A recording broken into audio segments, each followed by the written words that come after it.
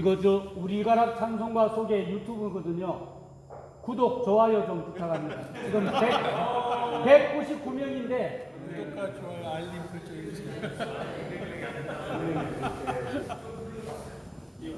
파일 들었던데?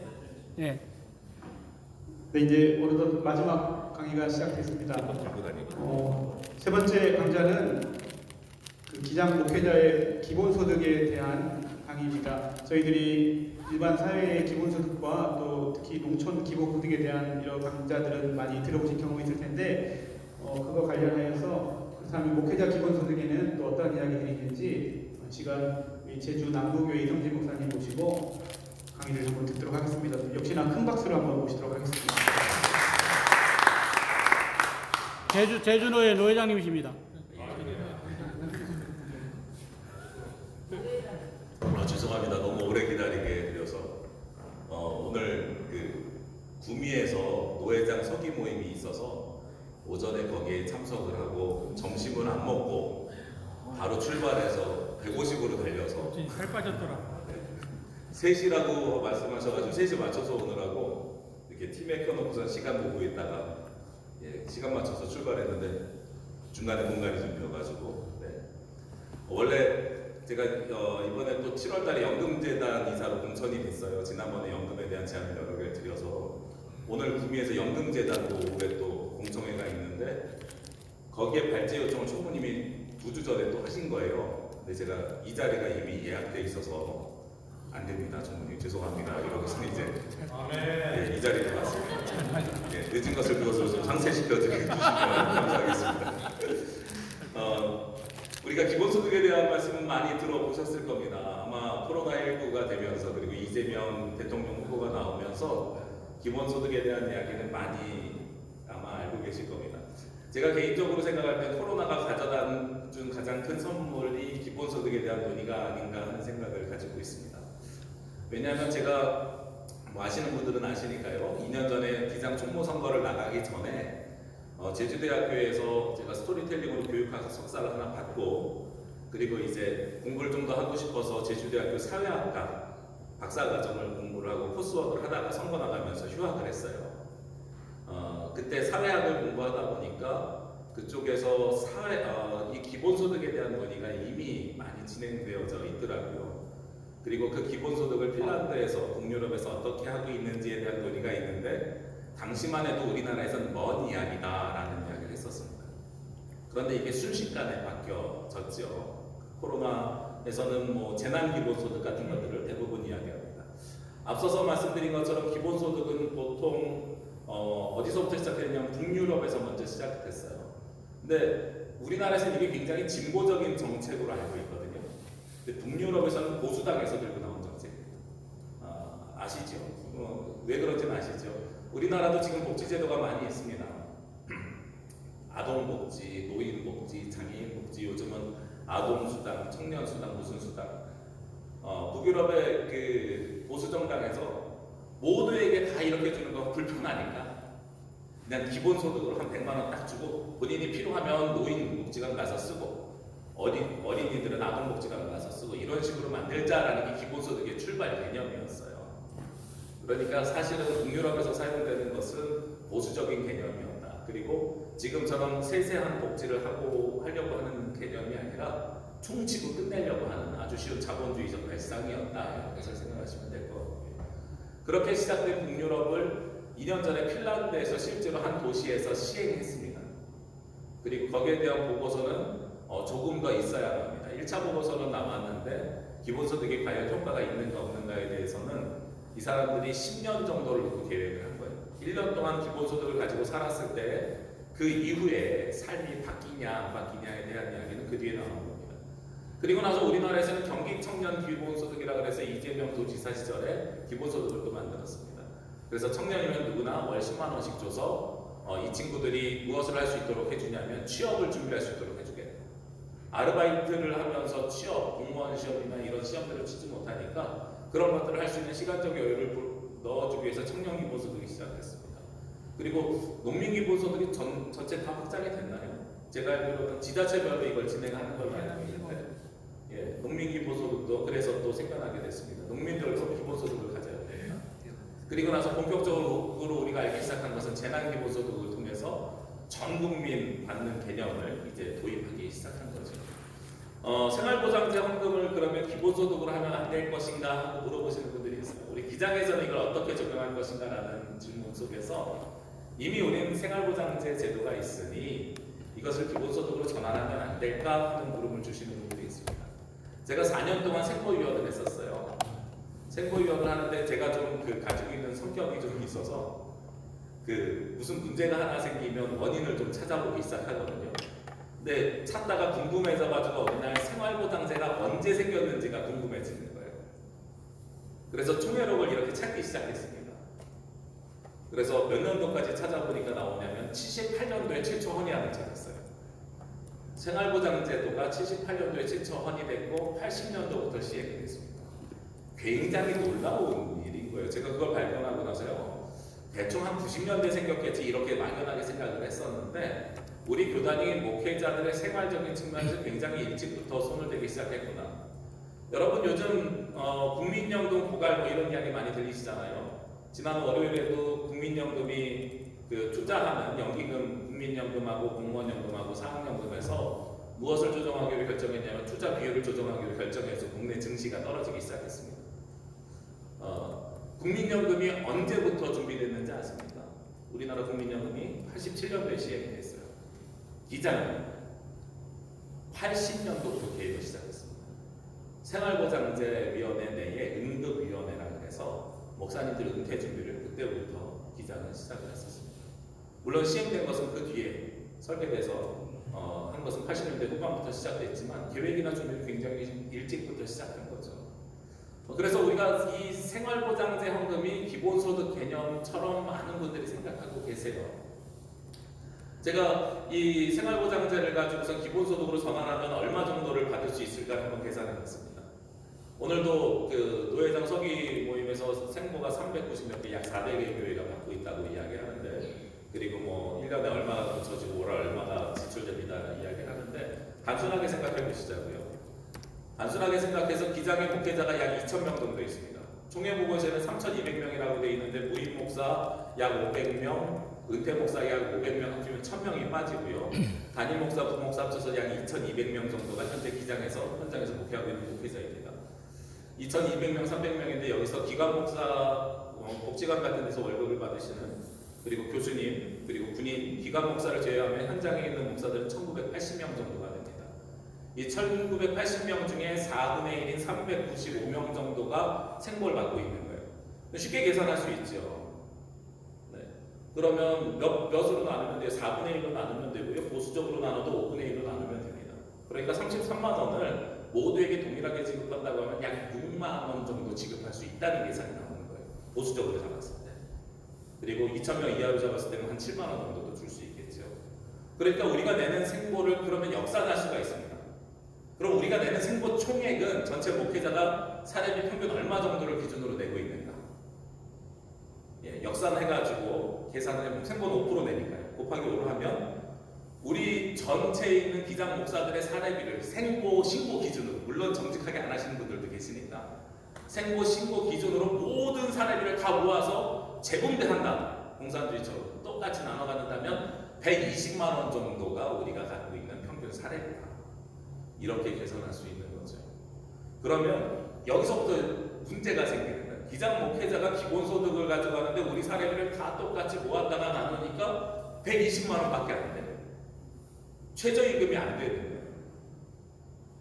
그러면 우리가 이거를 과연 목회자 기본소득을 어느 정도 수준으로, 생활이 가능한 정도 수준으로 진행할 수 있을까라는 것에 대한 퀘스천 마크가 생기게 됩니다. 그래서 이제 이야기를 조금 다른 데로 갔다가 다시 올게요. 왜냐면 우리의 현안을 좀 알아야 되니까요. 목회자 사례비라는 것을 그러면 우리가 어떻게 기준하느냐 하는 것을 좀 다시 한번 정의해봐야 될 것 같아요.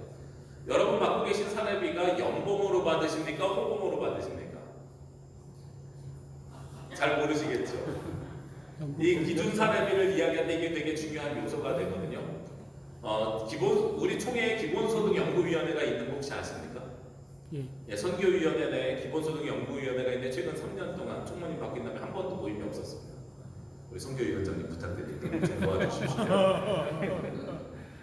한 번도 안 모였습니다. 근데 그 기본소득연구위원회 안에서도 목회자 사례비를 다시 정리해서 기본소득을 만드는데 구세군이나 성공회처럼 호봉제로 가자고 하시는 분이 의견이 있고요.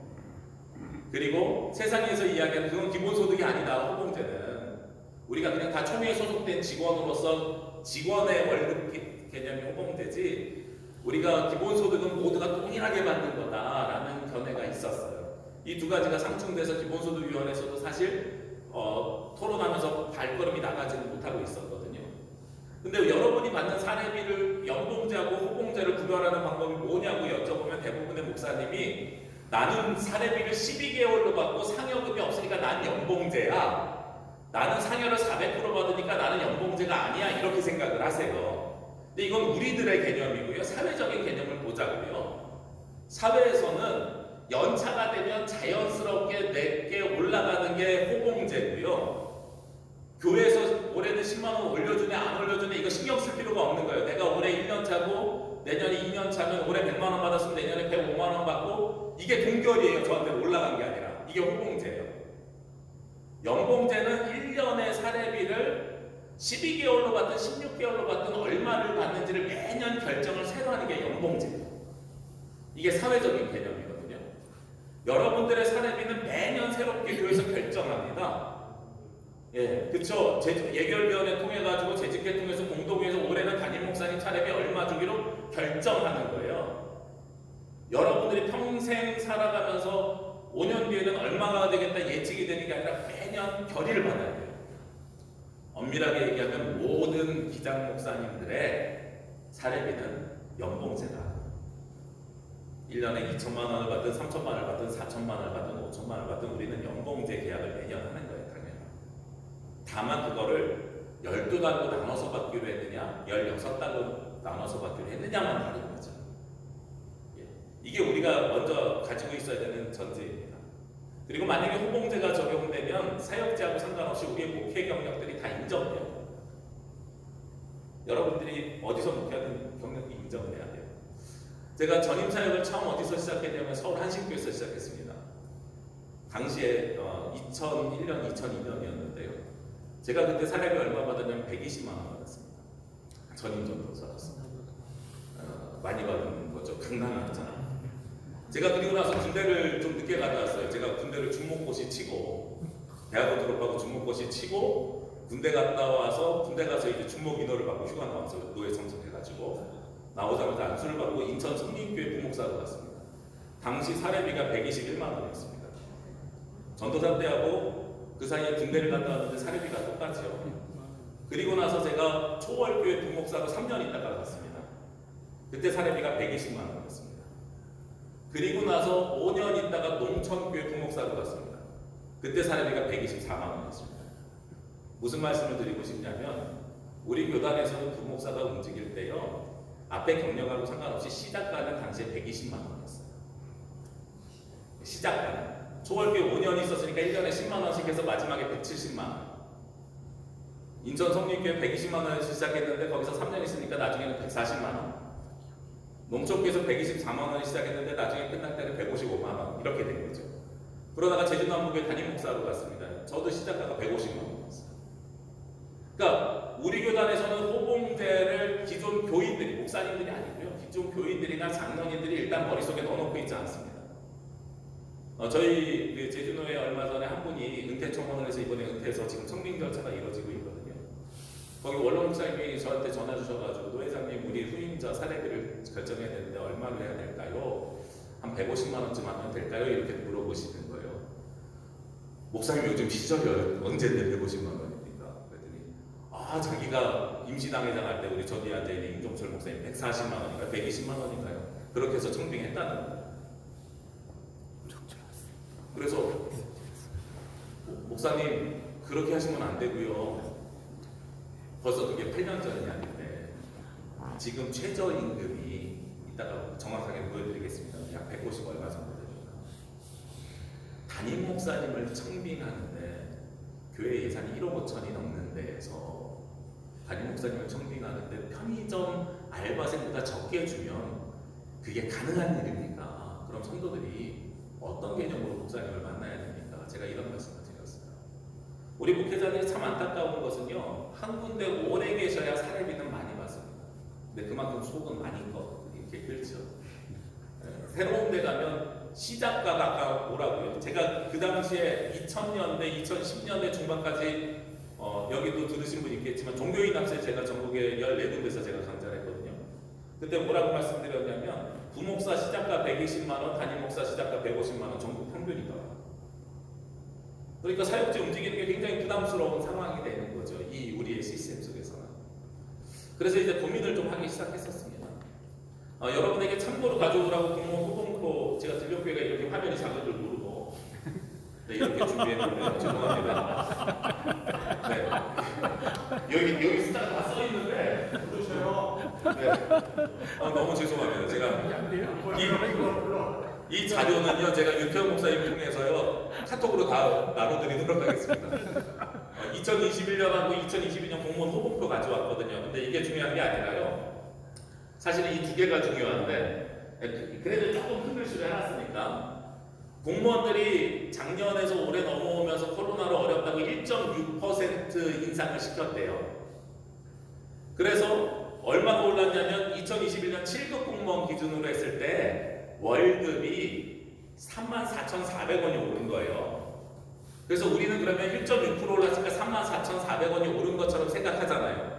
그런데 작년에 공무원 임용받은 사람은 올해는 몇 호봉이 적용돼요?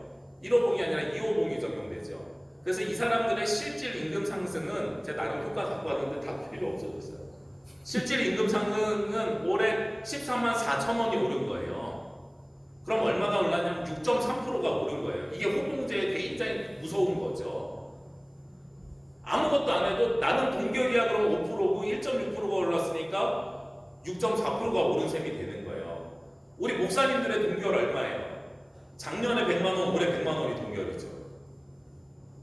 이 공무원 호봉표대로 되면 올해 작년에 100만 원, 올해 105만 원 이게 동결인 거예요, 원래는. 여기에다가 직장인들 기준하면 물가 상승률까지 계산합니다. 물가 상승이 3.6%였으면 1.6%만 올려요. 그럼 우리는 마이너스 1.8%예요 라고 이야기하는 게 일반 근로자들입니다. 그러니까 목회자들이 임금 상승에 있어서 굉장히 역차별을 당하고 있는 것이 당연한 일이에요. 누가 로비가 가능하시면 전국 장로대회에 저를 강사로 세워주십시오. 제가 가서 이런 이야기 하겠습니다. 네. 대부분의 교회가 호봉제 인상을 생각하지 않고요. 사례비를 책정할 때 보통 어떻게 이야기하냐면 월 얼마를 계산합니다. 그래서 연봉제니 뭐 이런 얘기가 나온 거예요. 월 10만 원을 내년에 목사님 사례비 월 10만 원 올려드릴게요 했을 때 12개월로 주는 교회는 1년에 120만 원만 올려주면 되고 16개월 주는 교회는 1년에 160만 원 올려줘야 되잖아요. 그렇죠? 그래서 우리나라가 IMF 이후에요. 99년, 2000년도에 많은 교회들이 연봉제로 한다 그러면서 목회자들 사례비를 다 깎아버렸어요. 사례비는 그대로 두고 상여를 없애버린 거죠. 그래서 12개월로 주는 체제를 바꿔놨습니다. 저는 그래서 우리 목사님들이 지금 이 세상 속에서 다시 옛날로 돌아가는 게 낫다, 상여금 있는 게 낫다 이런 개념으로 가지 마시고요. 우리 목사님들이 관점을 좀 바꾸시자고요. 우리가 사례비가 월 얼마가 올라가느냐 여기에 너무 매이지 마시고 통으로 연 얼마를 계산하느냐를 결정하시는 게 좋습니다. 그리고 이제 한 가지 팁을 말씀드리면 사례비를 3,000연 상여 포함해서 연 3,980만 원 받으시는 분하고 연 4,020만 원 받으시는 분하고 실수령액이 누가 더 많냐면 3,980만 원 받으시는 분이 더 많습니다. 왜 그러냐면 4천만 원이 넘어가면서 세금을 60만 원을 더 내셔야 돼요. 종교인 합세가 시작이 되면서요. 왜냐면 공제율이 달라지거든요. 요거는 좀 복잡한 거긴 한데 그냥 4천만 원 기준으로 60만 원을 더 낸다 이렇게 생각하시면 됩니다. 세금을. 그래서 제가 많은 우리 기장교 목사님들에게 권해드리는 거는 좀 규모 있는 목사님들도 전화 주시면 3,980으로 동결하시고 목회활동비를 조정하시는 것이 훨씬 더 실수령액이나 서로 이익이 있습니다. 이런 말씀을 드리기도 합니다. 자, 그러면 이제 사회적 기준으로 목회자 사례비를 한번 좀 볼게요. 우리 안에서는 그런 현실을 봤으니까요. 우리 안에서 좀 구별해야 될 단어가 있는데 최저생계비라는 단어하고 최저임금이라는 단어입니다. 지난 5월달에 실행위원회 때 생보 관련된 질문을 했을 때 우리 기장 총무님께서 안타깝게도 최저생계비라는 표현을 쓰셨어요. 최저생계비는 권장사항이고 보건복지부가 정해서 중위소득을 정합니다. 우리나라의 평균 사람들의 생활비가 이 정도 될 거예요. 그러니까 1인 가정은 얼마, 2인 가정은 얼마, 3인 가정은 얼마 이런 식으로 결정돼서 나오는 게 최저생계비입니다. 최저임금은 고용노동부가 매년 7월 달에 다음해 거를 정하는데 내년에 우리 시급 얼마는 줘야 되고 월급을 할 경우에는 얼마를 줘야 됩니다 하는 게 최저임금이에요. 자, 그러면 여기서 여러분들에게 사례비하고 제가 이 최저생계비를 가지고 나온 이유는 사회적인 걸 모르기 때문에 알려드리려고 갖고 나오는 게 아니고요. 여러분들이 받는 사례비 개념이 생계비 개념입니까? 최저임금 개념입니까? 이 질문을 드리는 거예요. 우리가 교회에서 받는 사례비는 우리 식구들이 먹고 살기 위한 생계비입니까? 아니면 여러분들이 사역을 하는 노동의 대가로 받은 임금입니까? 라는 질문을 드리는 겁니다. 이 두 개에 따라서 우리의 개념이 굉장히 많이 달라져요. 왜냐하면 최저생계비 개념이면요 자녀가 6이에요. 그러면 가만히 줘야 돼요, 교회에서. 그렇죠? 6인 가족이니까. 우리 교단에 참고로 이것도 참 죄송합니다. 잘 보입니다. 뭐예요? 네.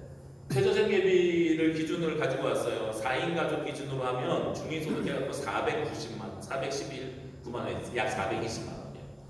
우리나라 평균이 4인 가족이 한 달 사는데 필요한 돈이 420만 원이라는 겁니다. 이런 거 보면 목회자들 굉장히 상실감 같죠. 그리고 정부에서 정한 기준 중위소득 수준의 60% 정도. 그러니까 이제 우리가 저소득이나 혹은 차상위로 구별하는 저소득 계층으로 구별할 때 4인 가족 생활비를 300만 원, 310만 원 정도로 결정하고 있습니다. 저는 개인적으로는요 교단에서 법안을 발의해가지고요 어떤 걸 하고 싶냐면 사례비를 이 최저생계비 기준으로 해서 지급을 못할 경우에는 사모님이 일하는 거 보장해줘야 된다고 생각합니다. 법으로. 눈치 보면서 못하는 교회들 많잖아요. 사례비를 못 받으면서. 이건 먹고 살 수 없는 기준입니다. 자녀들한테 못할 짓 하는 겁니다라는 인식을 사실은 심어줘야 되는 거예요. 목회자는 희생할 수 있지만 이 기준 이하면 이거는 혼자 사는 개념이 아니에요. 수입이 한 사람 수입일 수도 있고 두 사람 수입일 수도 있고 자녀가 성인이 되면 세 사람 수입일 수도 있어요. 그래서 어쨌든 세 사람이 사는데 필요한 돈이 420만 원, 네 사람이 필요한 돈이 520만 원 이런 개념이거든요. 그러니까 몇 명이 벌든 이 정도 생활비를 지출하면서 살아야 돼요라는 개념이라서 수입이 목회자 한 사람을 통해서 채워주지 못하면 사모님을 통해서든 다른 사람을 통해서든 채워줄 수 있는 길을 열어줘야 되는 거예요. 이게 최저생계비에 대한 개념이에요. 최저임금은요. 최저임금은 8시간 기준이 있고 주 5일제는 209시간, 주 6일제는 226시간이거든요. 올해가 이겼습니다. 9,160원이요. 8시간이요. 그럼 주 5일제로 일하는 사람은 151만 4,440원을 받아야 되고 주 6일 일하는 사람은 207만 원을 받아야 됩니다. 자, 목회자들 그러면 주 5일제로 일하세요? 주 6일제로 일하세요? 상주, 그죠? 24시간. 초과 근무 수당은 9시 이후나 휴일에는 1.5배를 적용해야 됩니다. 어려운 문제죠. 제가 헌법위원회에서 헌법위원도 하고 있는데요. 한 아주 선배 목사님 중에 한 분이 이번에 밥 먹으면서 그 말씀하시더라고요. 지방에 국목사가 안 와가지고 본인 교회 당회에 작년부터 얘기했는데 올해 겨우 주 5일제를 통과시켰대요. 부교육자를 주 5일제 하겠다고. 근데 본인은 어떻게 생각해도 주 5일제 개념이 안 나온다는 거예요. 그래서 저한테 밥 먹으면서 이 목사님 좀 젊으니까 아이디어 좀 주세요. 주 5일제 어떻게 해야 할 수 있어요? 이 물어보시더라고요. 그럼 월화를 출근시키지 마세요. 그랬더니 화요일 때 필요한 일 있을 때는 그리고 모두 다 안 나오면 담임 목사 혼자 있나? 뭐 이렇게 물어보시는 거예요. 그래서 그럼 예배 없는 날 돌아가면서 이틀씩 쉬라고 그러세요. 참 어려워요. 우리 교단에서는 목회자들이 어떻게 이 주 5일제를 만들어 갈지. 물론 대부분 목사님들 공감하실 겁니다. 주 5일제 개념이 사실은 우리에게 필요가 없어요. 저도 단임 목회, 단독 목회 해보니까 그래요. 왜냐하면 주 5일제를 하든 6일제를 하든 가족과 보낼 수 있는 시간은 안 나오더라고요. 저희 아내 일하고 아이들 학교 다니니까요.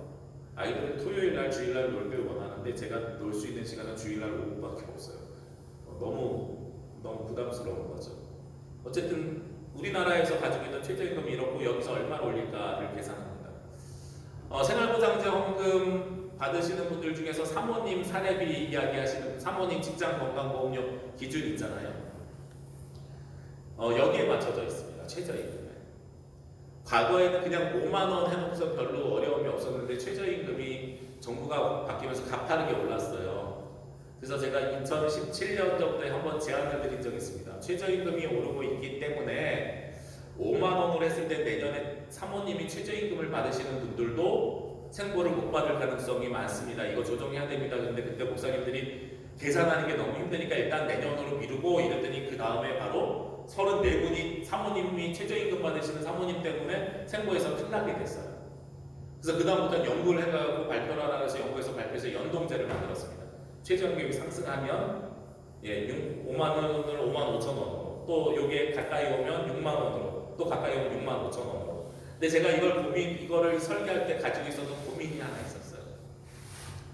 뭐냐면 사모님의 최저임금이 올라갔기 때문에 생보가 떨어지니까 최저임금 수준으로 받는 사모님은 생보를 계속 받을 수 있도록 도움을 주자는 것은 당연한 일인데 무슨 고민이 생기냐면 사모님이 일하는데 담임 목사님 사례비가 이미 역전된 경우.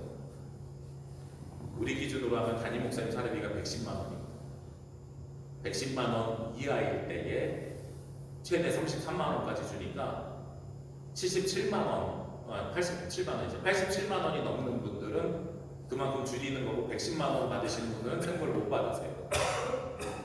그러니까 집안 수준으로 생각을 하면 목사님이 50만 원에 사모님이 200만 원 받아서 250만 원에 생보를 받으면 280만 원인데 목사님이 150만 원 받고 사모님이 일 안 하시면 여기 생보를 못 받는 역전 현상이 일어난 거예요. 이건 어떻게 해결해야 될까 제가 해결책을 아직 못 찾았어요. 그러면서 저는 사실 목회자 기본소득으로 이제는 전환해야 될 시기다. 이런 걸 고민하기 시작했습니다. 네, 이게 바로 그 이야기입니다. 기장 총회연금의 기준 봉급은 140만 원을 해서 연금 금액을 정합니다. 이 기준 봉급이 왜 있는지 잘 모르시죠? 이게 우리 교단에서 2007년에 국민연금하고 우리 총회연금이 설계가 되게 잘 돼 있었어가지고 국민연금보다 훨씬 더 낸 거에 비해 받는 금액이 많았어요. 이게 이제 설계가 잘 돼서 그런 것처럼 보이긴 하지만 나중에 무엇이 빨라져요? 그러면 연금의 고갈이 빨라지죠. 그러니까 소진이 빨리 되니까 이거를 조정하자고 해서 국민연금 수준으로 조정하는 작업을 한 3년 동안 거쳤습니다. 그래서 2010년인지 12년인지 정확하게 기억이 안 나지만 그때부터는 국민연금하고 동일하게 우리 교단 연금이 적용됩니다. 그런데 국민연금은 우리 교단 연금처럼 동일한 금액을 내는 게 아니에요. 우리 교단은 어느 교회에서 목사님이 사례비를 얼마를 받든지 뭐 33만 몇천 원 내잖아요. 교회에서 3분의 1 본인이 3분의 1 정도 해가지고 내잖아요. 근데 그거를 소득 수준에서 따라서 나누는 게 아니라 국민연금의 140만 원 기준으로 연동해서 움직이는 거예요. 국민연금이 28개 단계가 있거든요. 그 중에서 우리는 약 22번째 단계에 머물러 있는 겁니다. 그래서 국민연금에서 22번째 단계의 급여를 받는 사람하고 우리 총회연금을 맞춰놓은 거예요. 그래서 저 기준 봉급액이 정해진다는 건 이게 같이 이렇게 연동된다는 겁니다. 그 금액을 올해는 140만 원. 그러니까 지금 우리가 연금을 내는 수준은 140만 원 임금 노동자의 수준으로 연금을 내고 받는 개념이에요. 그러니까 여기서 사례비를 300만 원 받으시는 분들은 사실은 2배를 내시는 게 맞는 거예요. 사회적으로 이야기하면. 네. 그게 사회적으로는 그렇습니다. 그럼 교회에서 너무 많이 내는 것 같은데 그러잖아요. 아니에요. 원래는 교회에서 반만 내줘도 되는데 우리 3분의 2만 내주기 때문에 10,000원 보이는 거고요. 원래 우리 사례비를 기준하면 그렇게 연동이 되어야 됩니다. 그리고 기장 생활보장제 헌금은 110만 원인데 이 110만 원이 정해지는 것은 사회적인 기준으로 정해지는 것이 아니라 생활보장제의 수입 지출의 결과에 따라서 지급할 수 있는 총액에 맞춰서 결정되는 겁니다. 지금은 우리 수입 지출 맞춰가지고 무임 목사까지 해서 400명을 넘어가면은 마이너스가 나오기 때문에 400에서 430명 수준을 맞춰서 지급하려고 이 기준봉 금액이 연동이 되는 겁니다. 예전에 한번 교회 예산을 4천만 원에서 5천만 원으로 늘리려고 했어요. 근데 이게 실효성이 없더라고요. 왜냐하면 5천만 원 되는 분들은 이미 생보를 못 받으니까요. 사례비를 다 110만 원 이상 받으시는 거예요. 이게 이 실효성이 없더라고요. 거기에 숫자에 맞춰져 있기 때문에 그렇습니다.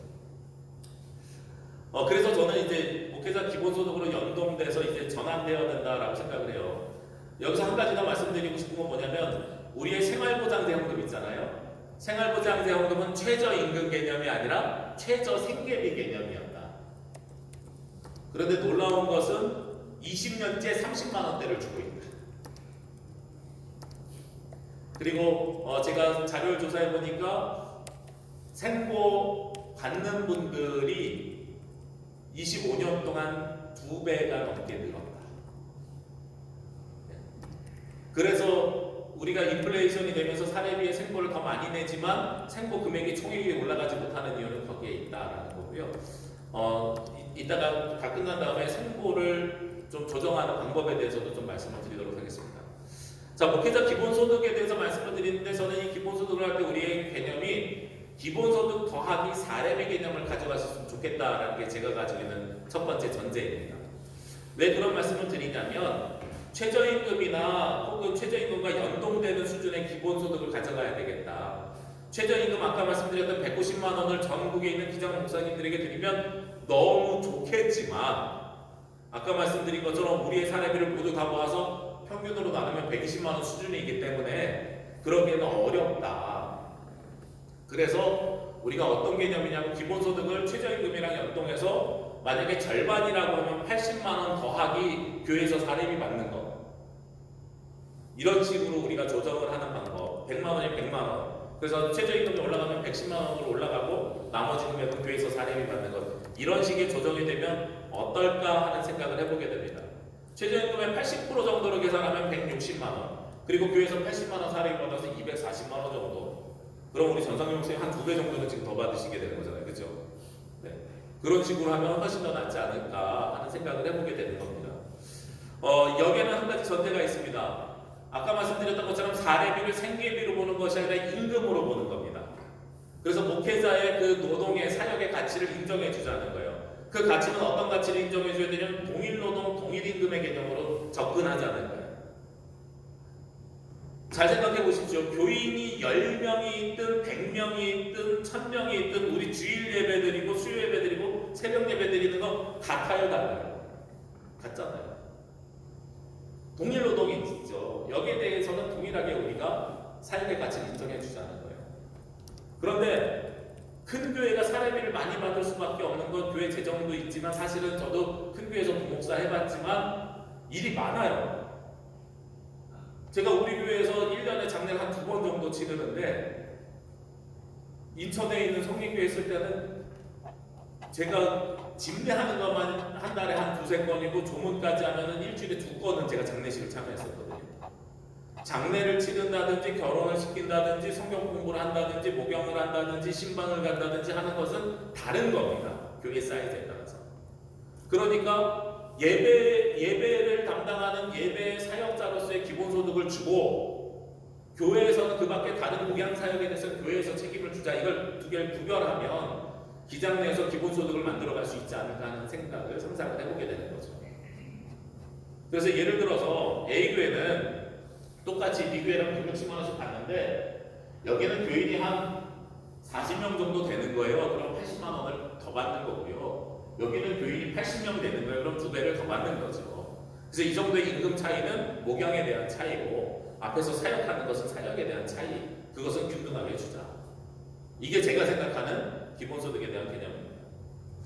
그러면 이걸 재원을 만들어야 되잖아요. 어떻게 해야 재원을 만들 수 있을까 좀 구체적으로 상상을 좀 해봐야 되는 거죠. 예산 1억을 가정을 할 때 상해비를 보통 노예마다 다릅니다만 어디는 3.5% 내고 어디는 5% 내고 어디는 시차까지 해서 6% 7%도 내기도 합니다만 5%를 기준으로 할 때요. 약 기본소득 지원을 20%로 해서 상해비를 25%로 늘리는 거예요. 늘리고 나서 1920만 원 1년에 160만 원 기준으로 할 때 이거를 교회에서 노예에서 모든 목회자들에게 주는 거죠. 예산이 4억인 교회는 25%니까 한 1억 정도를 상해비로 내는 거죠. 굉장히 많은 것처럼 보이잖아요. 근데 거기에도 부교육자들이 있을 거란 말이에요. 예산이 4억 정도 되면 부교육자가 둘 정도 있을 거면 3명에 대해서 6천 몇백만 원을 돌려주는 거예요. 사례비를. 예, 이런 식으로 재원을 조금 조정을 하면 어떻게 할 수 있냐면 1억 기준 보통 목회자의 사례비를 1억 단위에서 보통 어느 정도 주냐면 45%에서 50% 정도 지급을 하거든요. 4,500만 원에서 50%. 이거는 사례비에다가 뭐 목회활동비에다가 사택에다가 다 합치면 우리 기장교회는 보통 그 정도 됩니다. 예장은 훨씬 많이 주는데. 그런데 그 기준에서 좀 절반 정도를 줄여서 2천만 원 정도를 우리가 기본으로 받을 수 있도록 2천만 원을 상해비를 늘렸다가 노예에서 그만큼을 받는 개념. 이게 아까 말씀드린 동일노동 동일임금. 근데 1억 정도 되는 데서 보통 2천만 원을 올리는데 목사님이 얼마를 더 받아요? 그러면 나는 3,500만 원 받았을 때 1,500만 원 어디서 보전해줘야 돼요? 교회에서 보전해주는 거죠. 상해비 올린 거하고 나머지 차이가 지금 주는 사례비에서 이 두 가지를 기준하는 거예요. 그러면 교회가 작아도 똑같이 2천만 원은 받고 우리 교회가 작으니까 교회에서 보전해주는 금액은 작아질 수도 있죠. 대신 또 교회가 더 크면 커질 수도 있죠. 이런 정도의 차등을 두자는 겁니다. 그래서 일단은 상해비를 한 20% 정도만 25% 그래서 5%는 노예 운영비를 쓰고 20%는 목회자에게 사례비를 주는 방법을 생각을 해보면 지금 물가 수준에서 모든 전국에 있는 목사님들이 1년에 한 2천만 원 조금 안쪽으로 1년에 한 달에 160만 원 정도의 기본소득이 나올 수 있지 않을까 하는 생각을 해보게 되고요. 또 한 가지는 플랫폼을 하나 만드는 겁니다. 어떤 플랫폼을 만드냐면 기부 플랫폼이라고 제가 일단 이름을 가칭으로 재봤는데요. 제가 코로나19를 지내면서 기장과 예장의 차이를 한번 살펴봤습니다. 코로나19로 작은 교회 목회자들이 재정적으로 어렵습니다 해서 기장은 뭘 했냐면 생보기금에서 남은 거를 생보교회에다가 하나씩 한 번씩 더 줬어요. 지금 생보기금이 10만 원은 못 올려주는데 5만 원은 올려줄 수 있을 만큼이거든요. 근데 그거를 33만 원에서 5만 원을 안 올려주고 한 달을 더 주는 방법으로 코로나의 어려운 교회를 지원했습니다.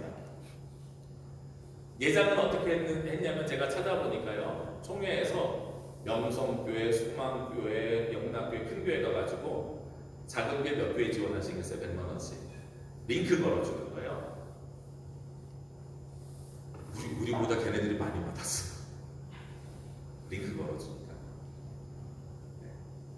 그래서 제가 그러면 이거를 총회에서 공식화시키면 어떨까 하는 생각을 하는 거죠. 각 교회에서 선교비 주잖아요. 노예 작은 교회도 주고 우리 교단 안에 다른 작은 교회도 주고. 근데 작은 교회에서 선교비 받는 것들을 스스로 신고하라 그러면 잘 신고 안 하거든요. 왜냐하면 본인 재정이 들어가는 게 불편하니까요. 개인적으로 지인들에게 다른 교단에서 받는 건 상관하지 않고 우리 교회 안에서 링크 걸어주는 개념으로 한다 그러면 그렇게 할 수 있는 거죠. 큰 교회에서 A, B, C 교회 우리는 10만 원씩 세 군데 줘요. 그러면 큰 교회에서 총회를 통해서 기부하고 거기서 지정 기부를 해서 보내주는 거예요. 그러면 총회에서는 어느 교회가 어느 교회를 보냈는지 알 수 있잖아요. 그러면 그 교회 운영비라든지 기본소득이 부족한 것들을 생보기금 같은 데서 채워서 넣어주면 가능할 거란 말이에요.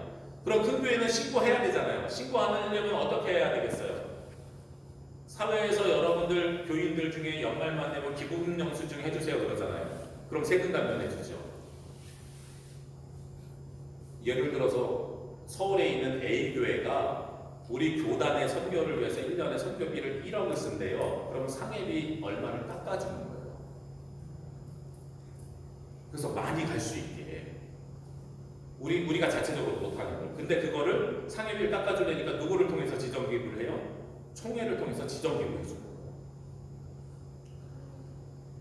도시에 있는 B교회가 농촌에 있는 교회에다가 목사님 사례비를 보낸다고 총회를 통해서 지정기부를 하면 거기에는 아까 상해비 제가 25%로 띄워놨잖아요.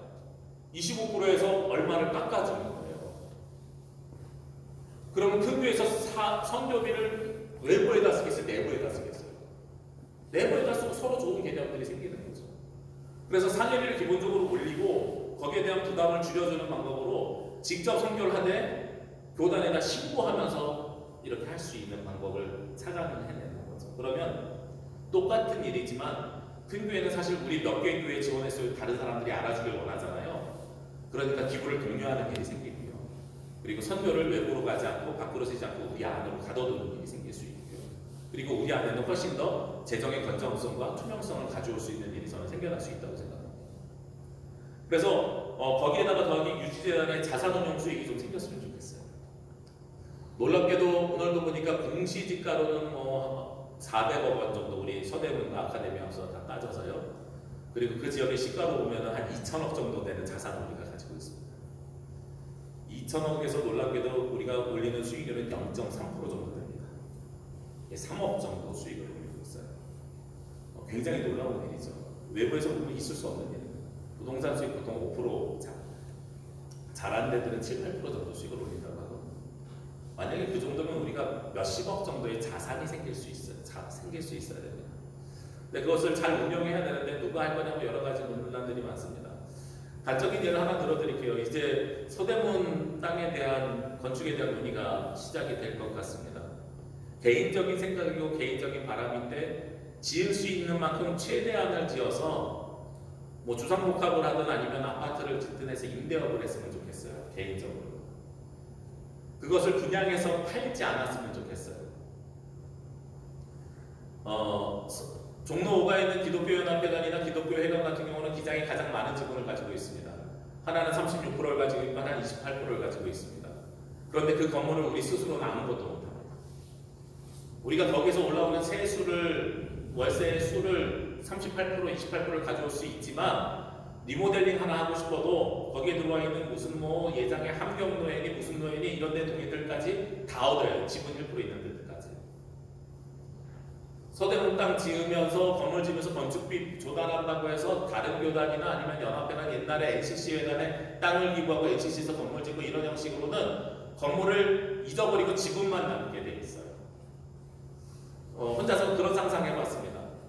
제가 아는 서울 지역에 있는 목사님들이 부교역자들이 사택이 없어가지고 초등교회 예를 들면 화곡동 같은 데서 다니더라고요. 새벽녘에를. 그러면 서울에 있는 교회들에게 분양을 해주고 우리가 세를 받으면 어떨까?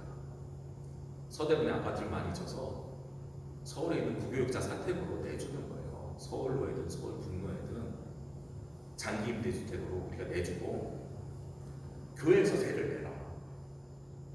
그럼 서로 윈윈하는 게 있는 거잖아요. 그리고 그 건물 지을 때에 유지재단 자산과 연금재단 자산이 들어가서 연금 수익을 내야 되는 거죠. 제가 4년 전부터 그런 말씀 드렸었는데요. 기장 목회자, 은퇴자 수하고 목사 안수 받는 수가 역전 현상이 일어날 겁니다라는 예측을 제가 4년 전부터 2016년부터 제가 여기저기서 했고 4년 전부터 수치를 2023년이라고 냈는데 죄송합니다. 이게 제가 틀렸어요. 2022년 올해부터 일어났어요. 제가 수치를 조금 틀리게 계산했나 봐요. 그런데 어쨌든 비슷하게 일어났습니다. 올해부터 연금 자산이 어떻게 달라졌냐면 연금을 내는 사람의 금액 총액과 받아가시는 분의 금액 총액이 받아가는 사람의 금액 총액이 더 많아지는 게 올해부터입니다. 예. 연금 자산이 힘들어지는 거죠. 그러니까 연금 자산도 수익률을 내야 됩니다. 다행히도 연금 자산 480억 중에서 아마 4.78% 정도 수익을 내서 10한 5, 6억 정도 되니까 이 마이너스 1억을 이자로 커버를 한 것 같아요. 올해는. 그래서 연금 자산의 마이너스는 안 이루어졌어요. 근데 이것은 여러분 아시겠지만 요즘 금리가 인상되고 있기 때문에 그랬고 작년까지 저금리 시대였을 때는 2.몇 %밖에 연금 자산에서도 수익을 나지 못했었습니다. 그러니까 이런 것들은 총체적으로 우리가 운용을 어떻게 하느냐에 따라서 앞으로 우리의 미래가 달라질 수 있는 굉장히 중요한 시점인데 운용을 하더라도 아까 말씀드린 것처럼 큰 수익을 못 내더라도 우리 안에서 자산 운용을 할 수 있는 방법들을 끊임없이 찾아내야 된다는 게 제 관점이고요. 거기에서 이익이 생기고 기부 플랫폼을 합치고 생활보장제를 전환시키면 저는 지금 물가 기준에서 최소 130만 원에서 150만 원, 많게는 160만 원까지의 기본소득을 실현할 수 있지 않을까 하는 수치적으로 상상을 해보게 됩니다. 그러면 어떤 방법으로 이렇게 해 나갈 수 있을까? 이런 굉장히 꿈꾸는 세상은 유토피아 같은 이상적인 세상이잖아요. 현실 불가능한 건 아니고요. 가능한 일입니다. 제일 먼저 해야 되는 것은 1단계로 부교육자 최저 사례비를 먼저 권고해야 됩니다. 역시 2년 전에 총회 본회의에서 통과됐습니다. 기억하시는 분들 계실 거예요. 그러면서 총무님이 바뀌었는데 위원회를 구성하지 않았고 그 뒤로 유야무야 사라졌습니다. 왜 부교육자 최저 사례비를 먼저 권고해야 되냐면 여러 가지 이유가 있는데 첫 번째는 목회자 수급을 해줘야 되는 거예요. 후배 목회자들이 수급이 되지 않으면 기장의 존재 가치가 떨어지기 때문에 그리고 연금의 지속 가능성이 떨어지기 때문에 어려움이 생깁니다. 그런데 최저 사례비를 권고해줘야 되는 것은 되게 속상한 일인데요. 지금도 어느 전임전도사님 이야기 들어보니까 100만 원이 안 되고요. 우리 윤태원 목사님 동기 중에 부목사 하시는 분들은 120만 원이요. 네. 사례비 120만 원 받고 계신데요. 그러니까 이게 최저임금이 안 돼요. 제가 이거 처음 갖고 나왔을 때 선배 목사님들이 그랬어요. 야, 담임 목사들 가운데서도 안 되는 사람 많은데 왜 부목사들부터? 부목사들부터 하는 게 장로님들이 일단 받아들여줘요.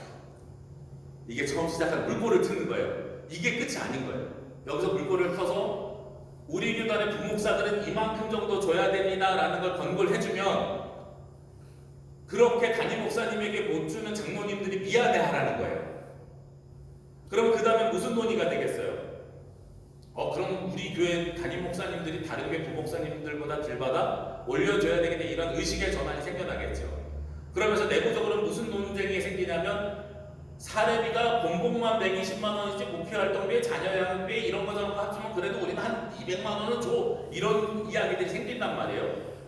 그러면서 무슨 논의가 돼야 되냐면 우리 교단이 교회마다 가지고 있는 다른 수당을 통일시켜야 될 필요성이 그럼 그 다음에 나와요. 최저 사례비를 만들려면. 그러면 표준 사례비 명세표를 작성할 수 있는 권고안이 나오는 거죠. 미국 장로교회나 호주 장로교회나 뉴질랜드 장로교회, 예장 통합 같은 경우는 표준 사례비 표가 있습니다. 제가 이걸 사실은 궁극적으로 만들고 싶어서 부교육자 먼저 최저 사례비를 권고하자고 하는 거예요. 일단 이게 통과가 되고 하려 보니 표준 사례비 표가 있어야 되겠냐고 만들어지는 거죠. 그러면서 동시에 여기 빨간 거는 신학자들이 연구해야 되는데 교회 결산 대비 적정 사례비가 얼마인지에 대한 연구를 신학자들이 해줘야 됩니다. 제가 예전에 그 미국에서 한 논문을 봤는데요. 그 논문을 지금 잊어버려가지고 미국 갔다 온 건 아니고요. 사이트로 찾아서 봤는데요. 뭐가 있냐면 6천만 원인 교회, 1억인 교회, 2억인 교회에 목회자 사례비를 몇 프로 주는 것이 적정한 것인가? 1억인 교회에서 목회자 사례비를 50% 준다고 가정하면 지금의 5천만 원 정도 받는 거죠. 40%를 준다면 4천만 원 받는 겁니다. 그럼 월 300만 원에다가 더하기 400만 원, 한 달에 40만 원 정도씩, 30만 원 정도씩 도서활동비 받는 게 4천만 원입니다. 40%라고 하면. 5천만 원인 교회도 그럼 40% 준다 그러면 목회자가 얼마 받아야 돼요? 2천만 원 받아야 되죠. 이게 맞느냐는 거예요. 근데 교인들은 뭐라고 생각하냐면 우리처럼 조그마한 교회 목사님이 뭐 그렇게 많이 받아가려고 그래, 이렇게 생각해요. 이거를 불식시키기 위해서 미국에서 어떻게 했냐면 그때 그 논문 기준으로 하면은요 5천만 원, 우리 돈으로 그때 6천만 원 기준, 6천만 원 이하의 사례비를 주는 데서는 80% 이상을 담임 목사에게 주라고 권고하고 있습니다. 4,800만 원 정도를 맞춰줘야 된다라고 권고하고 있는 거죠. 그러니까 그런 연구가 신학자들 혹은 엄밀하게 얘기하면 종교사회학자들 사이에서 이루어져야 됩니다. 그래서 우리 기장에서 예산이 4억이면 혹은 7억이면 부교육자 포함해서 얼마 정도를 사례비로 몇 퍼센트를 주는 것이 적정한 것인가에 대한 연구가 동시에 이루어져야 됩니다. 그리고 표준 사례비를 하면 목회자 사역이 세상으로 이야기하면 어느 정도의 가치가 있는가, 아까 말씀드린 것처럼 160만 원, 160만 원, 150만 원, 150만 원 동일노동 동일임금을 적용할 때 어느 정도를 인정해주고 목양에 대한 추가 사례비를 어떻게 정리를 해야 될 것인가라는 신학적 논의들이 생겨나야 됩니다. 그러면서 플랫폼을 하나 설립하는 거예요. 아까 말씀드렸던 기부 플랫폼이 있죠. 우리로 얘기하면 그 한빛놀이 공익재단이 있고 하나놀이 공익재단이 있어요. 하나놀이 공익재단은 강인성 목사님이 북한 쪽에 선교할 때에 외부 감사를 받은 공익재단 통해서 거기를 받아서 뭐 선교를 여기저기 북한 접경 지역이랑 이렇게 저렇게 합니다. 하나누리 공익재단, 한빛누리 공익재단은 나들목교회 김영국 목사님이 아버지 유산을 처음에 투자해서 설립했고 거기에서 자기네 나들목 네트워크뿐만 아니라 우리 제3세대 그리스도 연구소라든지 아니면은 뭐 뉴스엔조이라든지 이런 데 지정기부를 하는 지정기부 통로를 만들어놔요. 공익재단을 통해서 지정기부를 만들면 뭐로도 결제가 가능하냐 카드 결제로도 기부를 할 수 있어서요. 사람들이 훨씬 더 쉽게 적응할 수 있는 그 장점들이 있습니다. 그런 것들을 만든 다음에 제가 생각하는 것은 뭐냐면 그 다음 단계로는 노예를 법인화시켜야 됩니다. 우리 교단은 법인이요. 연금재단, 정식 법인입니다. 외부감사관은 유지재단, 한기정 복지재단, 한신학원 학교법인 이렇게 4개나 충북노예 유지재단 이렇게 5개의 법인이 있어요. 저는 개회 노예, 제주노예까지는 아니더라도 한 4-5개 노예가 번역별로 법인화를 해야 된다고 생각해요. 이것은 여러 가지로 중요한 이유가 있는데요. 일단은 목사님들이 그리고 교회가 사회적으로 보장을 하나도 받지 못합니다. 고유번호적으로는. 비영리 단체니까요. 법인격을 가져야 됩니다. 그리고 그 법인에 소속되어 있는 직원으로 등록이 돼야 됩니다. 그리고 법인 직원이 그 개교회로 파송되는 것. 이게 사회적인 관점과 우리 개교회 정신하고 두 개가 혼합해서 맞춰줄 수 있는 전 유일한 방향성이라고 생각을 해요. 그래서 아까 말씀드린 그 기본소득을 어디서 받는 월급이냐면 법인인 노예로부터 받는 월급인 거예요. 그리고 개교회에서 목양 사례는 개교회에서 받는 사례가 되는 거예요. 이런 식의 개념으로 정리가 되어야 됩니다. 우리 교단 자산이 타교단으로 뺏기지 않는 방법이기도 합니다. 올해부터 목회자 실질 감소가 시작이 됐습니다. 제가 그런 계산을 한번 해봤어요. 1990년대하고 요즘하고 어떤 차이가 있을까? 목회자가 줄어든다 그랬는데 정말 얼마나 줄어들었을까? 교회 1인당 목회자 수를 계산해봤습니다. 1990년대 중반에는 1,400개의 교회에 목회자가 약 1,900 몇 명 그리고 전임전도사 몇 명 이렇게 해가지고 계산해보니까 교회 1인당 목회자가 1.56명 정도 있었어요. 우리 교단에. 지금은 작년도 기준으로 교회 하나당 1.48명 정도가 있습니다. 약 0.8명 정도가 교회 한 사람당 줄어든 거예요. 근데 이 0.8명을 1,600개 교회에 대비를 하면 우리 목회환경은 1990년대부터 전국적으로 약 130명 정도가 부족한 인력난에 이미 빠져 있는 거예요. 우리가 교회가 200개가 그 사이에 늘어가지고 목회자가 늘은 것이 잘 티가 안 나서 그렇지 교회 1인당 목회자 사역수로 따지면 1600개 교회에 130명이 실질적으로 감소한 셈입니다. 지난해 총회보고서 보면 처음으로 목회자가 3200명으로 늘었습니다. 근데 아까도 말씀드렸지만 우리 교단이 통합 쪽 교단에 비해서 뭐가 훨씬 더 높으냐면 무임 목사 그 다음에 은퇴 목사가 훨씬 높아요. 두 분 합쳐갖고 1000명이에요. 거기다가 통합 쪽에는 기관 목사가 2.6%인데 기자는 7.8%입니다. 현장 목회자 수로만 하면 1,900명 정도밖에 안 돼요. 그런데 갈수록 은퇴하시는 분 많고 올해 MDB 입학생 20명대입니다. 이것은 앞으로 5년 뒤에 목사고시 응시생이 20명대라는 거예요. 근데 올해 은퇴하신 분이 20명이 넘었어요. 실질적인 마이너스가 됩니다.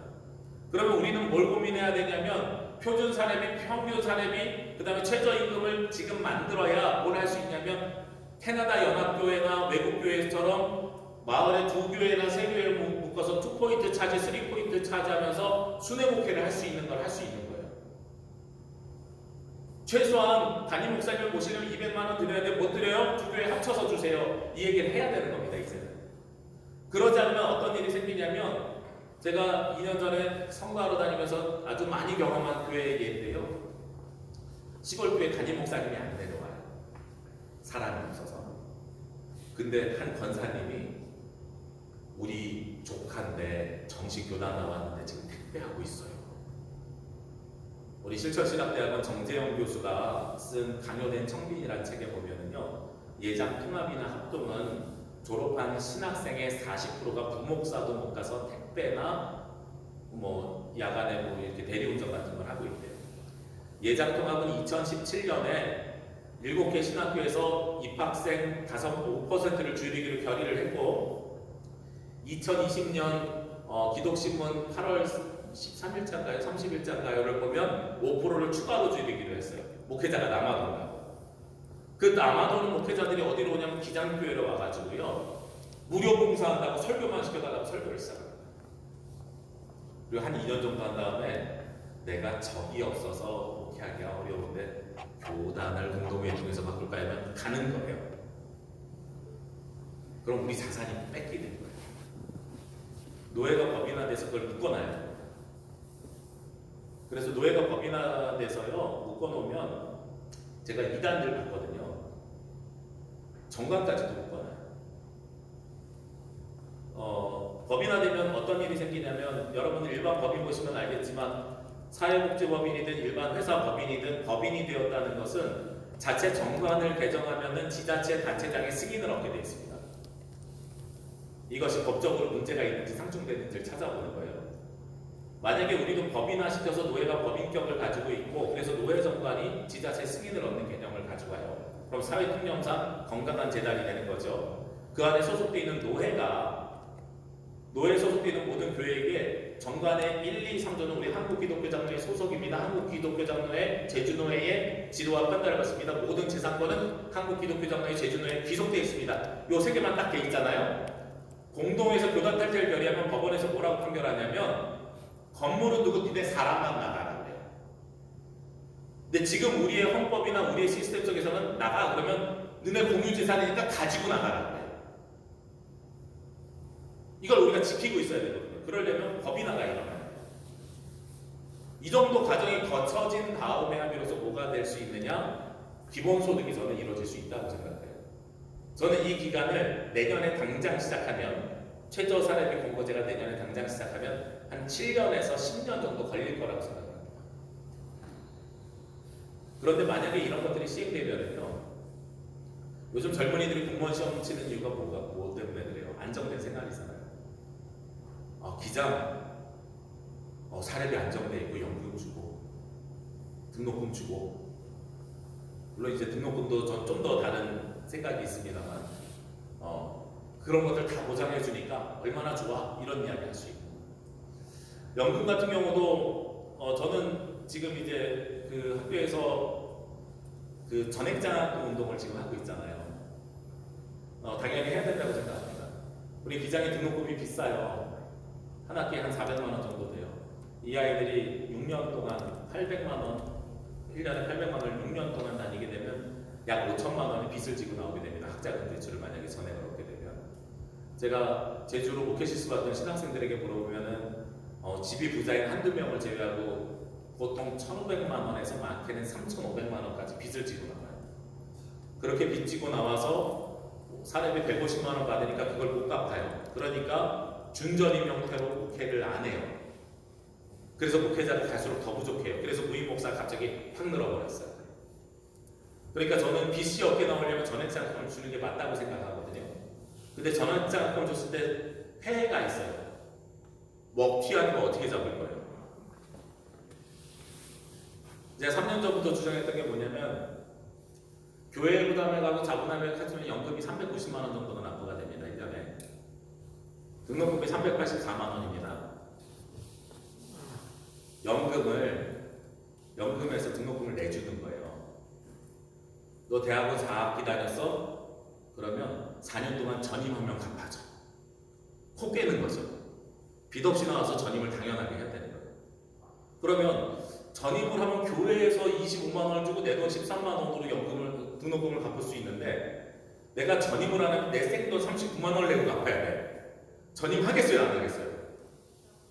전임 하다 보면 다른 데 갈 수가 없어요 이제. 그리고 지금 부교육자 연금 가입률이 42% 정도 되는데 그렇게 되면 90% 이상으로 바뀌죠. 그러면 목회자 수가 줄어들어도 연금 내는 사람의 수가 늘어나는 거죠. 젊은 친구들은 30살부터 좀 늦으면 35살 정도의 안수를 받는데 전임을 시작하는데 앞에 4년은 일반 학부 출신은 앞에 6년은 네가 등록금 갚는 거고 뒤에 35년은 네가 나중에 은퇴 후에 받는 연금이야. 본인들한테 부족할 거 하나도 없어요.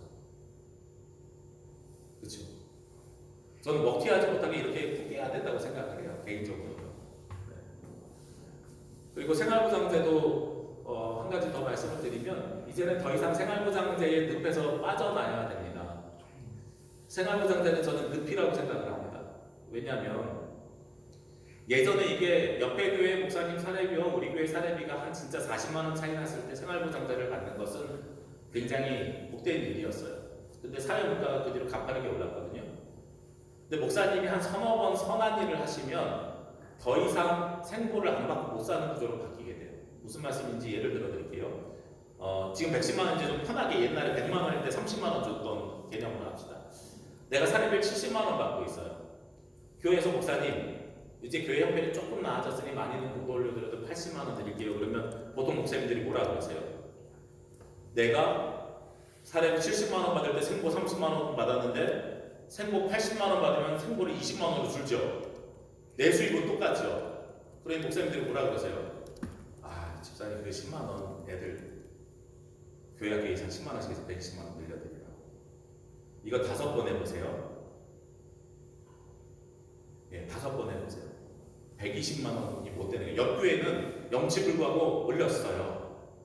20만 원 줄였는데 그럼 3년 동안은 똑같이 100만 원이었죠.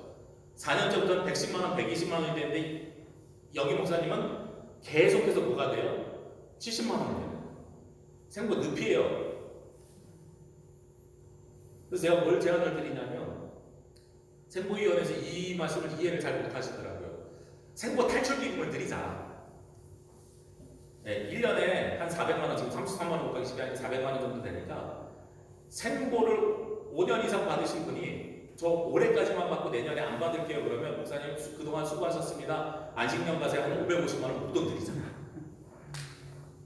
대신에 그 교회와 그 목회자가 다른 임지로 가도 악용될 수 있으니까 그 교회가 다른 목사님 모셔도 5년 동안은 생보 못 받게 하자.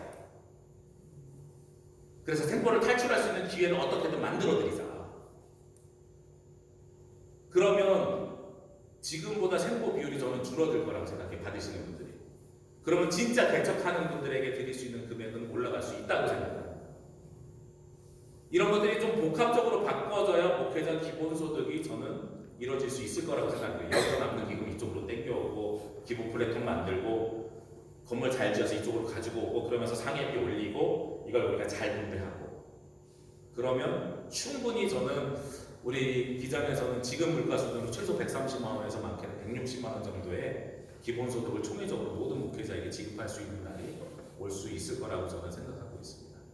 네, 여기까지가 제가 준비한 내용이고요. 네, 혹시 질문이나 뭐 이렇게 있으시면 해주시면 감사하겠습니다. 네. 우리로는 국민이익은 있잖아요. 네네. 근데 지금 우리 한차 자체가 정말 은퇴는 크게 가져가고 은퇴 이후까지도 크게 가져가는 네네.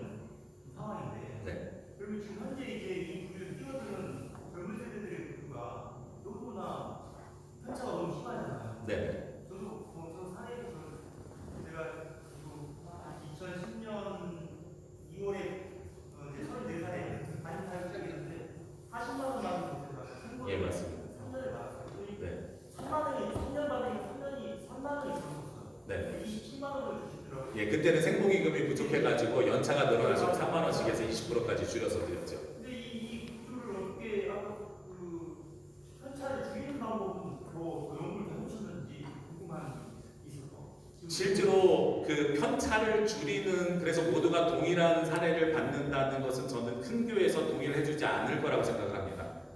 그래서 그거를 노력하는 것은 무의미한 일이라고 저는 이미 판단을 했습니다. 왜냐하면 거기서 아까 기부 플랫폼이라든지 사례비를 20% 상승하는 것도 쉽지 않아서 상해비 20% 상승 거기에 동의를 해줘야 재원이 나오거든요. 그리고 그 사람들의 권리를 최대한 존중을 해주는 방법 속에서 밑에 계층을 끌어올리는 방법을 찾는 거지요. 여기를 빼서 여기다 넣어주세요라 그러면 이분들이 동의하겠어요? 개인 기득권인데. 당신들은 기득권 유지하고 그리고 다른 것들을 바꿔서 좀 더 다른 분들의 사례비를 올리자라는 것을 이야기하는 거죠. 불편하지만 당신 받는 사례비 연 600만 원이야? 그러면 그 중에 150만 원 정도를 노에다가 넣었다가 다시 받으세요. 불편하지만 상해비를 올려서 교회에서 400만 원 더 받으세요를 인정해줘야 이 상해비를 내신답니다. 예, 그래서 그 편차를 줄이려고 우리가 노력을 하는 것은 이걸 하지 말자라고 이야기하는 것과 저는 똑같다고 생각해요. 전에 일전에 우리가 사회적으로 선표적인 경제협회 같은 얘기를 했던 그 네. 후봉제 그렇죠. 박경서 목사님이 주장했던 호봉제가 성공의 예잖아요.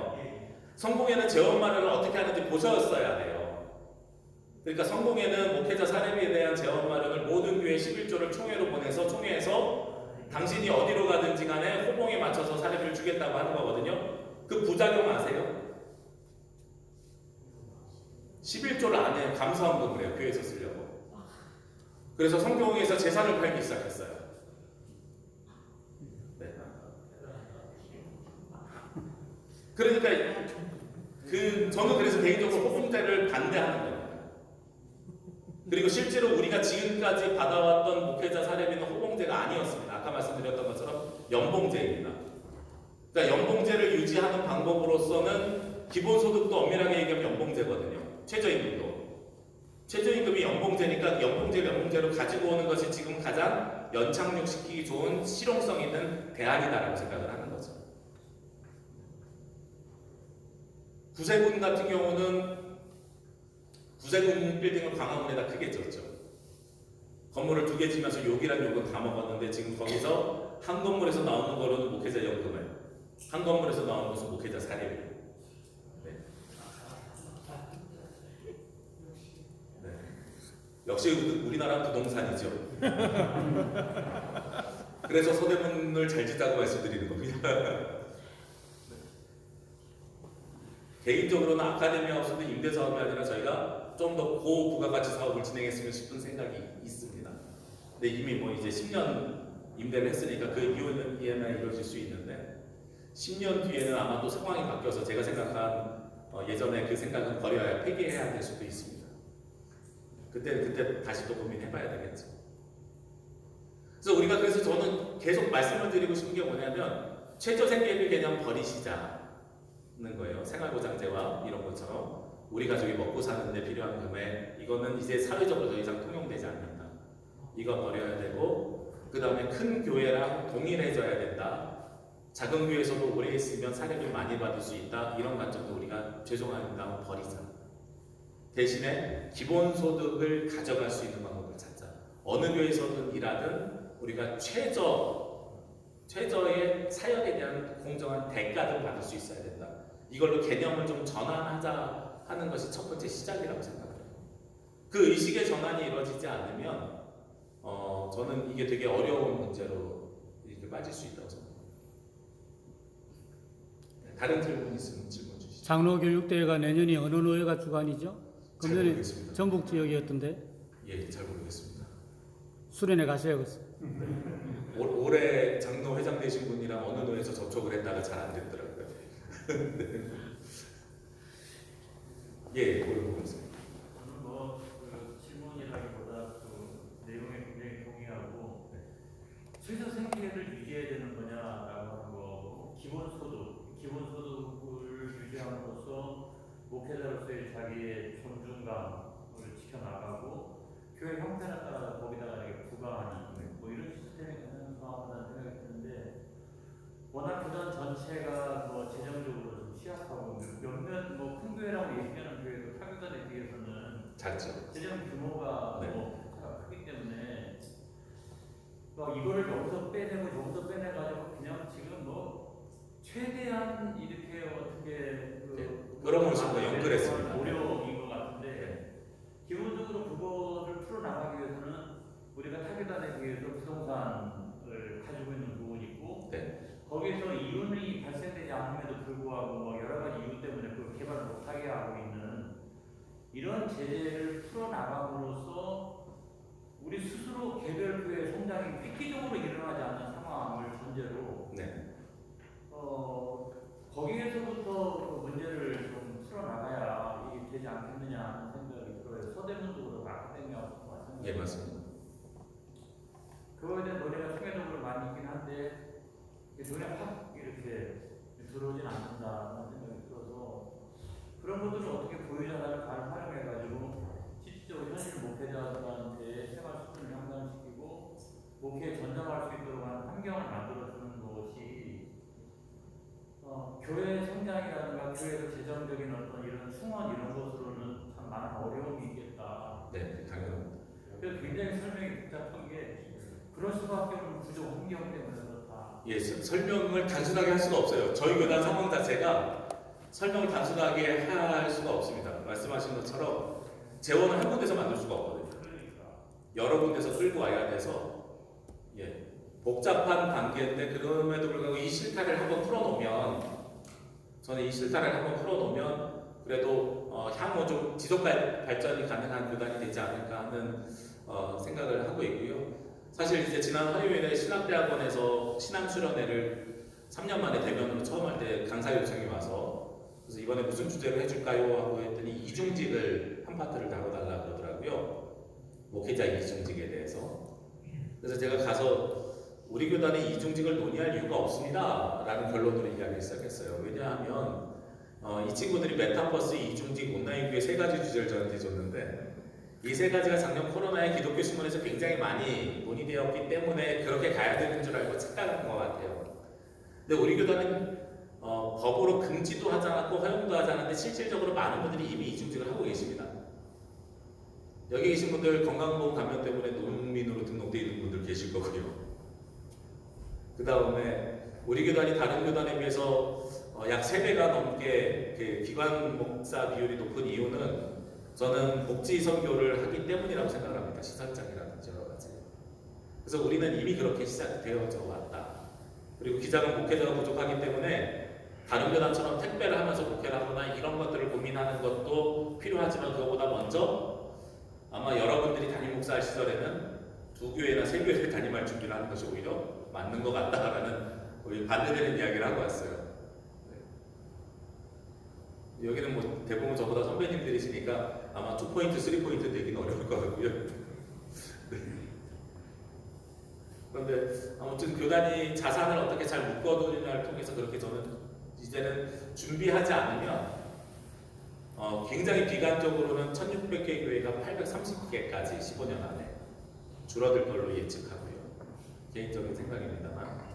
그리고 굉장히 긍정적으로 보면 1300개 교회까지는 방어해야 된다 라고 생각합니다.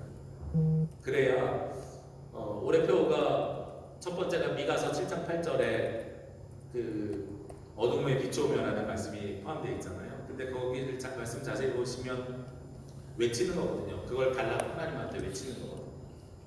누가 외치냐면 미가서에 보면 5장의 남은 자들이 나옵니다.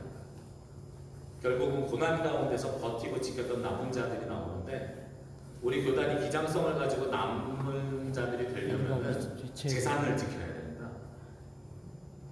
재산을 지켜야 사람도 수이고 이제는 한국 사회가 자본주의 사회이기 때문에 그거 없으면 다시 일어날 수 있는 힘도 안 생겨납니다.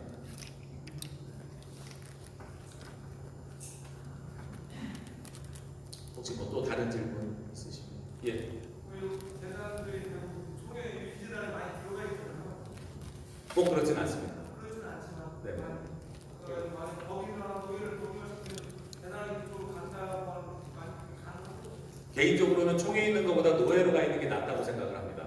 오늘 그 노예장 성공 노예장 모임에서 총회 유지재단의 가입 현황을 봤어요. 제주노예가 28개 교회 중에 14개 교회가 총회 유지재단에 가입되어 있습니다. 근데 제주노예보다 더 많이 가입한 노예 전국에 28개 중에 몇 개인지 세어보니까 5개밖에 없어요. 제주노예가 교회 수로는 전국에서 27번째입니다. 경남노예를 제외하고는 다 제주노예보다 교회 수가 많거든요. 근데 제주노예보다 총회 유지재단에 가입한 교회 수가 많은 노예는 5개밖에 없습니다. 무슨 얘기냐면 아직도 우리가 유지재단에 가입하지 않은 교회가 많고요. 그것을 총회 차원에서 하니까 스스로 오면 오는 것이고 아니면 아닌 거니까 여기에 대해서 우리가 재산권을 행사하기가 어려운 거예요. 그러니까 이것을 그래서 저는 노예별로 법인화시켜서 노예, 충북노예 유지재단처럼 노예별로 그 운영 주체가 바뀌어야 된다고 생각합니다. 충북노예 말고 네. 노예로 이 재단이 되어져 있는 데가 있나요? 제주노예는 아니 기장에는 없습니다. 없어요. 예장도 사실은 유지재단이 따로 있는 노예들은 중고등학교를 가지고 있는 순천노예나 뭐 이런 데들 있지 않습니까? 그러니까 학교 재산을 가지고 있는 데들만 유지재단을 따로 가지고 있긴 해요. 그래서 저는 이제 10개 교회가 유지재단을 갖는 것은 저는 비효율적이라고 생각하는데, 그래서 권역별로 한 5개 내지 6개로 법인화를 하고 유지재단을 가져가는 것이 훨씬 더 효율적이지 않을까 하는 생각을 하고 있습니다. 그렇게 해서 그쪽에서 이제 법인에서 지금 한기장 복지재단 이야기를 시끄러운데, 복지법인도 아예 그 밑으로 넣어버리는 거죠. 일반 법인에서 사업에만, 목적에만 복지 사업이 들어가 있으면 되니까요. 그래서 한기장 복지재단은 해체하고, 예, 각 법인, 각 지역 법인으로 이렇게 편입되는 형태. 방송국 보시면 KBS하고 MBC하고 SBS가 방송국의 스타일이 다르거든요. 좀 쉽게 말씀드리면 KBS잖아요. 그러면 제주 KBS 직원이 서울 본사의 인사 관련에 따라서 부산도 갈 수 있고 서울도 갈 수 있어요. 그런데 MBC는 제주 MBC하고 부산 MBC가 법인이 달라요. 지역 방송. 예, 지역 방송이에요. 그래서 MBC는 부산 MBC 직원이 서울 MBC로 가면 여기서 퇴사하고 거기 재입사를 해야 돼요. SBS는 서울 방송 하나밖에 없고요. 각 지역마다 뭐 JIBS, 제주 방송이니 무슨 방송 이렇게 있어서 방송 송출만 공유하는 거예요. 이건 다 전혀 다른 거예요. MBC처럼 이렇게 저기도 이름도 똑같은 게 아니에요. 이 세 개가 다른 형태거든요. 근데 저는 이 세 번째 형태보다는 두 번째 MBC 정도의 형태로 가는 것이 지금 우리 쪽에는 어정쩡하게 SBS도 아니고 KBS도 아닌 형태인데, 모든 법인은 이렇게 돼 있고 노예 행정 운영은 이렇게 돼 있어요. 근데 저는 이걸 합쳐서 MBC 정도에 되는 법인화와 그리고 지역 방송 체제와 뭐 이런 식의 지역 구도로 가져가는 것이 저는 맞다고 생각을 합니다. 법인 구조로. 또 다른 질문 있으시면. 너무 많은 이야기 있어서.